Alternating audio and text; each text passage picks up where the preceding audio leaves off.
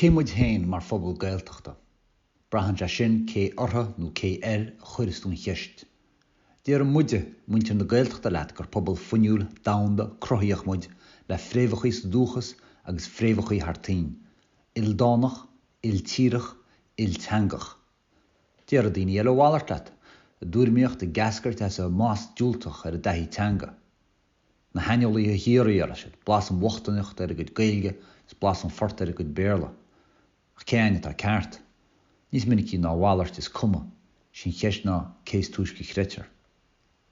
Is minic mar phobal cuma cécho glórach, cuma cécho ceandána, nach vector fút ach an rudda erin go veici.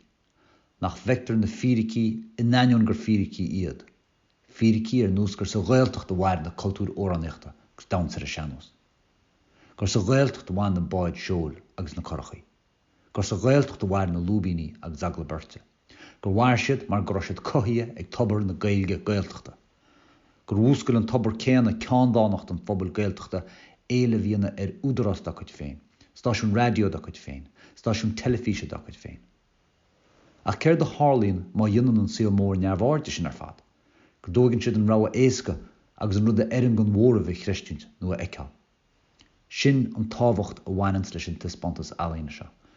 Ní léon rud go sobíochtú le halíonn ná aisteach go leor ag an am céanna cho lum fírineach léthe. Is scothán ar phobal na gaeltachta héanaí ealaíonn comhaimseán na gaeltachta, dána, ceanródaich agus oscailte gon síl mór.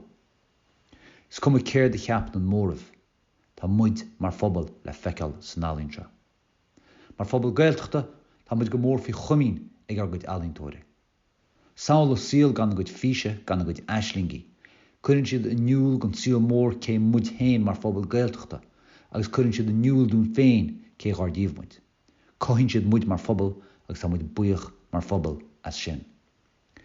Is léargus an tispántas seo, ní bháin ar gháscóir bliain galíonn na gaeltachta, a gháscóir bliain dúdarás na gaeltachta, agus gháscóir bliain de inmh an phobal déile údarás na gaeltachta.